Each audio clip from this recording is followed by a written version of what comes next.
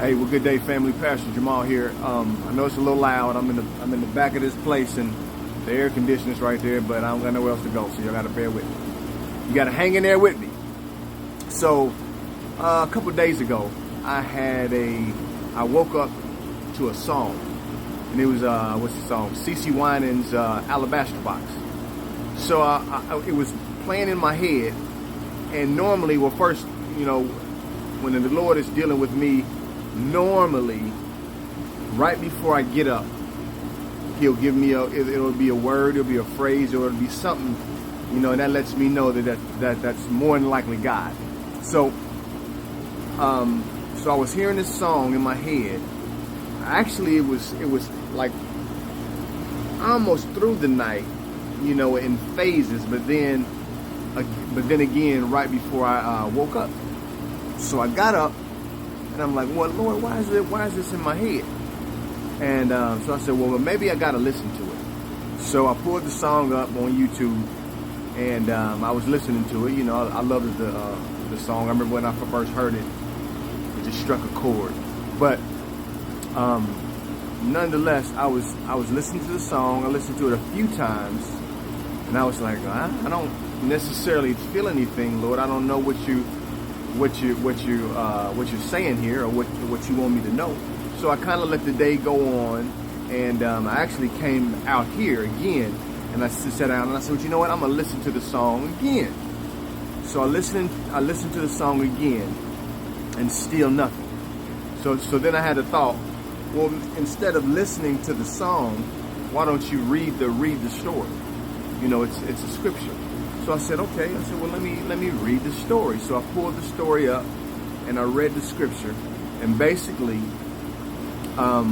Jesus is with a specific person, and I guess they're at his house, and you know they're conversating, and a lady gets wind that Jesus is there, so she comes, however she got there or whatever, she comes, and she's kind of standing behind Jesus, and she's crying, and she starts to, I guess she's really crying, so then she starts to wipe Jesus's feet with her tears, or wash his feet with her tears. And then she starts to dry or wipe his feet with her hair. So the guy that invited Jesus, I guess, to his house was kind of thinking to himself, if this man is a real prophet, then he would know that this woman is a sinner. And you know, she's a real sinner, right? So you know, Jesus often knows people's thoughts. So then he asked the guy a question, and he says, let me ask you something. He says, there was maybe a debt collector, and the debt person or the debt collector had these two individuals that owed him money. One of them owed him, you know, maybe 50 denarii, and the other one maybe 500. So the debt collector wiped both debts clean. So Jesus asked the man, which one do you think will love the, I'm kind of paraphrasing here, but which one would you think would be more grateful or would love the debt collector the most? And the guy says, well, I would imagine it would be the one who had more debt. And Jesus says, you've judged rightfully. And then he goes on to say, this woman here, he says, I came into your house and you offered me no drink.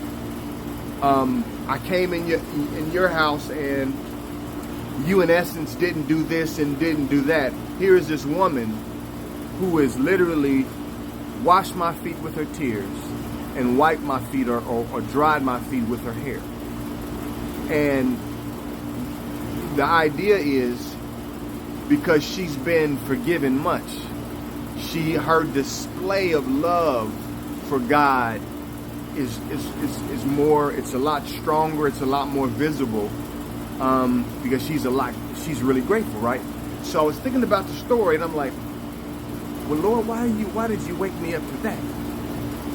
Because I didn't have any, it didn't resonate with anything going on in my life at the moment. But as I just kind of stayed with it and kind of, meditated on it, then I felt like the Spirit showed me this. So this is for me, but it's also for a lot of you too. Growing up, I never really felt an overwhelming desire to kind of like be emotionally connected with God. Sometimes it was hard for me to think of the concept and call Jesus Master and Lord because, I think I've said this before too, but because of all of these preconceived notions around the word master and all of these things. So there was specific disconnects that I had with God that I really didn't know were, not that I didn't know they were there, but I didn't realize how they could be a stumbling block to something. So as I read the story and I just kind of meditated on the story, I was realizing that God was showing me that in my present condition, this, the affliction that I'm going through physically, and I've been going through it for a while in different kind of stages. God was telling me that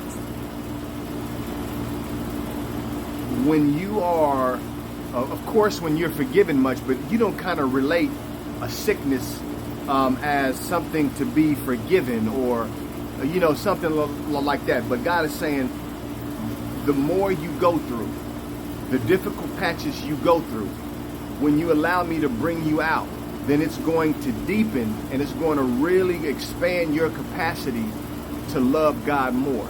So speaking to myself, I realized that God was saying, everything that you're going through right now, when I deliver you from this, it's going to have deepened your capacity to love and to worship me more. So when I say this is for some of you guys too, because first off, it just can't be for me, but a lot of us are in the same boat. We don't know exactly how to get to a place with an emotional intense, and it's not about emotional, but anyway, we don't know how to get to a place with an emotional intensity with God that takes our worship to a different level, that takes our ability and our capacity to really, really love God more until we have been dragged through the trauma of certain afflictions. Now, the afflictions don't necessarily have to be physical or bodily, they could be a lot of different things. But when you allow God to design your breakthrough and you go with it, you continue with this process or this path that God has you on, and you allow God to deliver you out of it and all of its layers and all of its traumatic moments, then you would have deepened your level or deepened your capacity to love God and to worship God and to bring you into this moment, man, that is really beautiful and profound to the point that it literally changes the essence of who you are. So you can start to access a deeper place with God that takes you to a deeper level with God. So, man, I've been kind of juggling with saying this and kind of bringing this on here, but I felt like it kept tugging at me, and I pray that you find worth in it.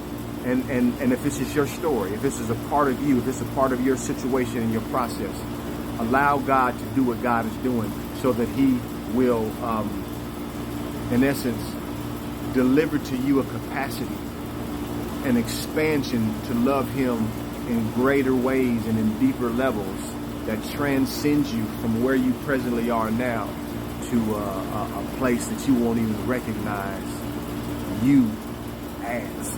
So, pray it makes sense, y'all. Pastor Jamal, Rising Ground Church. I'll talk to you. Peace.